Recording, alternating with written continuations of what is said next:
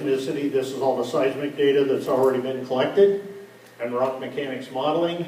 And we think it's a low potential that we've got big voids where gas can accumulate, but one of their first tasks is to determine, is there a potential for large voids in that collapse zone where gas could accumulate and eventually cause a problem if it came to the surface. So that's what they're doing.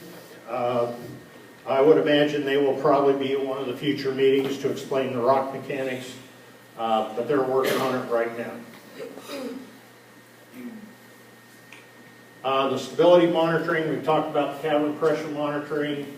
We are monitoring for gas in the community and sinkhole. I've shown you that. The seismic monitoring network still needs to be upgraded. And the next task that we're getting the work plan on tonight is seismic imaging of the collapse zone. And one of the questions we hope to be able to answer there is if large voids are present. Don't think seismic's going to answer all the questions though, but it's one more tool to help us answer the questions we're dealing with. There was a compliance order issued yesterday from DNR to Texas Brine. The first piece of that was to provide gas monitors in your house.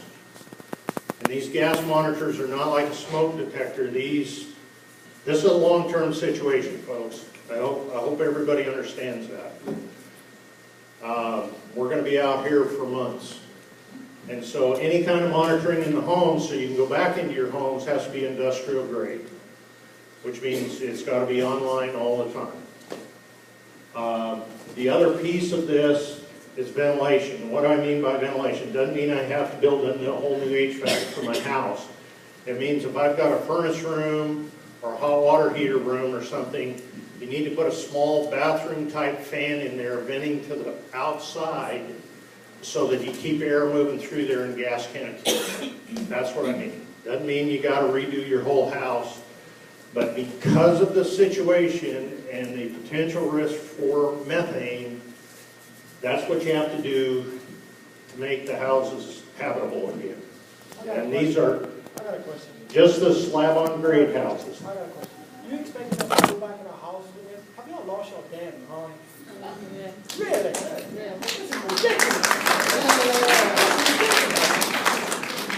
And I'm not talking to you. I just think y'all, I mean, this is unbelievable. Oh, this is beating a dead horse. This place is not fit for human habitation anymore and will forever be. Would you go buy a house and they told you, oh, well, you got this gas monitor in here, you got to get it bumped every month or two. Would you buy the house? No, let him talk. No. Y'all lost your mind. Just let him talk. Let him finish, and then you can say whatever you need to say. It's nothing to say. It's plain and simple. Okay. This is identical to the house I had in Littleton, Colorado, where we had radon gas. This is what you do when you build a house when you have gas problems. We didn't have gas problems. And I've lived in the house. I raised my kids. Okay, folks, do you want me to finish? Yes. Okay, I'm not going to overtalk you. I'm telling you as straight as I can, folks. Get back in your house. These are the only way it can be done. All right? Whether it's safe for you is a personal decision. That's the way it is. This has been done in other places. I've lived in a house with radon monitors and radon ventilation. So it can be done. All right. The other piece of the compliance order is installing new vent wells. Texas Brine has been ordered to develop a plan for mitigating the problem gas over area where people are living. Not necessarily out in swamp, but where people are living. And they've also been ordered to contain any dissolved contamination that may be flowing from the sinkhole into Bayou Corn. We have petroleum hydrocarbons coming up in the sinkhole, and before the high water hits, we need to make sure those petroleum hydrocarbons don't get out into Bayou Corn.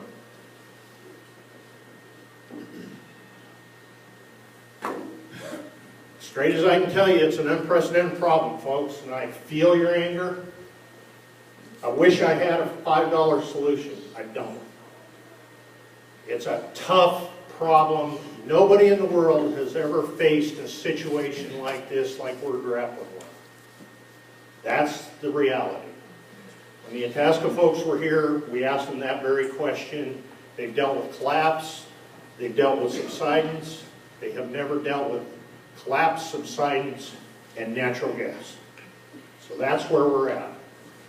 The vent well effectiveness is being assessed. We do have a large area of gas accumulation. I showed you where it was. We're doing ongoing evaluation to explore viable options, if there are any. One question that's come up from a number of folks is, can we just intercept the gas in the big hum and stop it there? The big hum is somewhere around 6,000 to 8,000 feet deep. It is a 200-foot interval with multiple sand stringers in it that change as you go around in the big hum. It's very difficult right now to determine the gas production horizons that are feeding the gas problem we've got. In addition, based on the geology, it may not just be the big hum, it may be deeper horizons that are contributing gas. The path forward.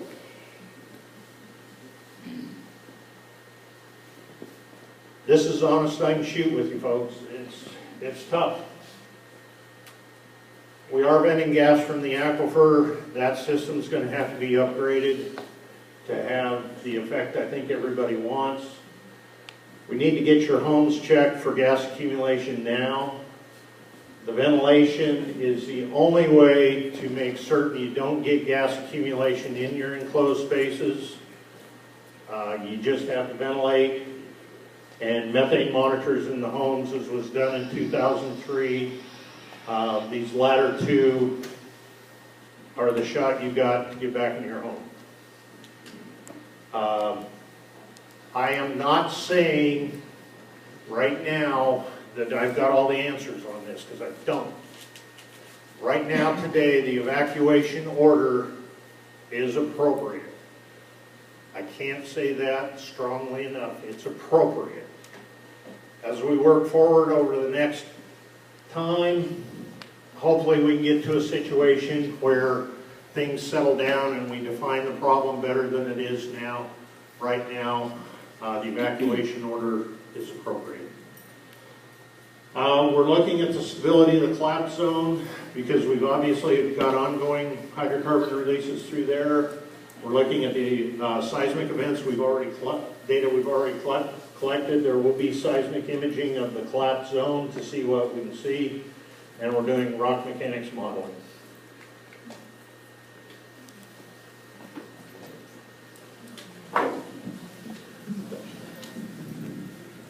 Thank you, Dr. Hecox. I think we want to turn that projector off.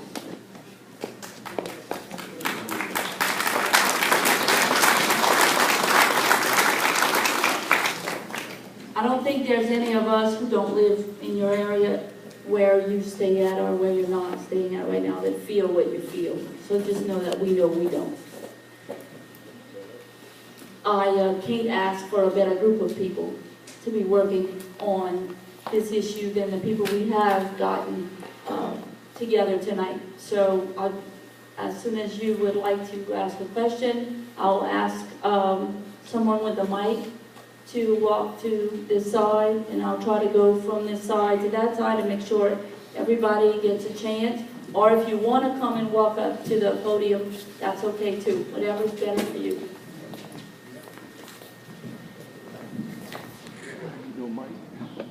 My name's Henry Webb. Ask the doctor something. How many flare wells we got burning? How many are burning? Yes, sir. And how many we got? We got 2 burning. We should have a 3rd one tomorrow. That's all we got is the 3. That are burning or close to burning. We have to clean out ORW1. It's full of roots and stuff. We have to go ahead and clean it out. And part of the order that was issued yesterday is for Texas Brine to develop a comprehensive plan for venting gas over the area of occupied houses. Well, the three I've seen on the road, I never seen them flare at all. Okay, the one that's right down here by the road where we've got two, the first one should be flaring in the morning. They're moving the flare in right now. It got dark and we can't hook it up at night, but the flare is either there or will be there first thing in the morning. Could I ask you a question, why it took so long? We had to figure out the problem with our wells, first of all. And then, in all honesty, we had problems getting contractors who would come down here and work on the wells. So, Can I ask you an honest question? Sure. You think this is ever be over with? I think it's a long road ahead of us. How long y'all expect us to stay away from our homes? I can't answer that question. Somebody needs to. Thank you, Doctor. Thank you.